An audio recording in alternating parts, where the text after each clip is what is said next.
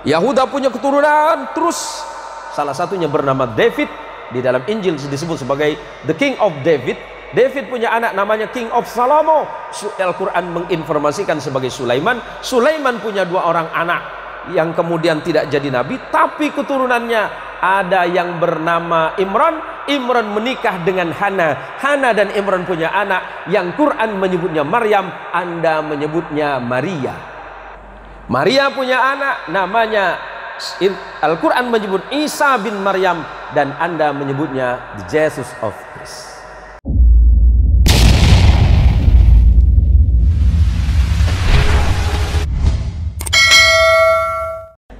Nah, kenapa kemudian sekarang ada Yahudi, ada Kristen, ada Islam, dan ada yang lain?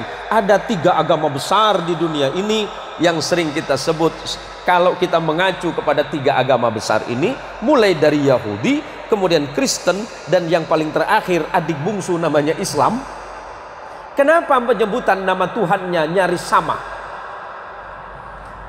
Yahudi menyebutnya sebagai El, karena Ibrahim.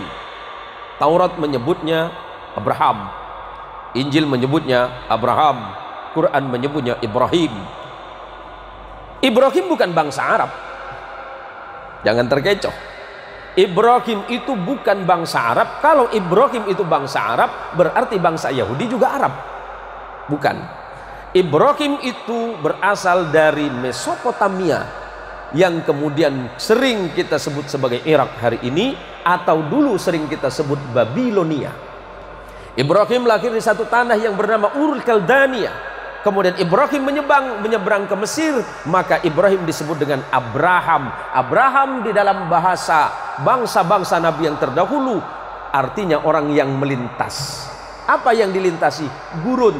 Ibrahim menikah dengan perempuan Mesir yang bernama Sarah, melahirkan anak laki-laki yang bernama Ishak. Kemudian Ibrahim menikah lagi dengan perempuan yang berasal dari Palestina. Injil sering menyebutnya Kanaan atau Filistin. Punya anak laki-laki namanya Ismail. Maka ujung El itu menunjukkan Tuhan. Kalau ada nama Daniel, Samuel, yang LLLL itu berarti Tuhan di dalam bahasa Ibrani.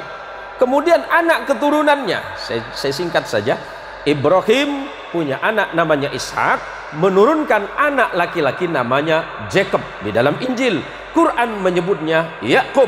Kemudian Allah menyebutnya Israel. Injil menyebutnya Ezrael. Ezra artinya kekasih, El artinya Tuhan, karena Yakub adalah kekasih Tuhan atau kekasih Allah.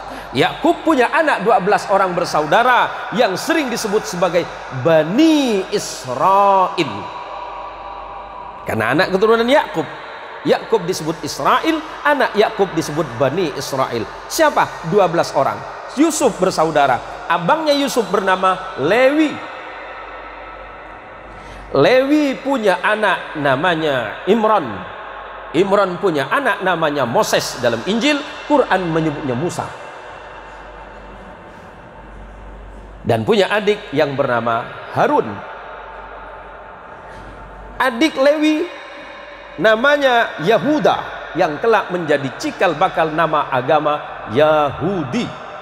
Yahuda punya keturunan terus, salah satunya bernama David. Di dalam Injil disebut sebagai the King of David.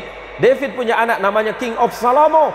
Al-Quran menginformasikan sebagai Sulaiman. Sulaiman punya 2 orang anak yang kemudian tidak jadi nabi, tapi keturunannya ada yang bernama Imran. Imran menikah dengan Hana. Hana dan Imran punya anak yang Quran menyebutnya Maryam, Anda menyebutnya Maria.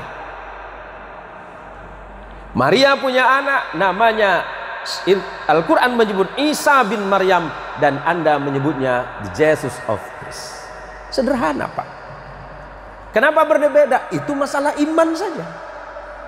Hari ini kita tidak sedang mempertentangkan iman, tetapi bagaimana kemudian kita merajut perbedaan-perbedaan yang ada untuk menjadi sebuah sumber kekuatan bagi sebuah bangsa besar yang bernama manusia. Lebih-lebih kita adalah bangsa Indonesia yang luar biasa. Tepuk tangan untuk Indonesia, Pak.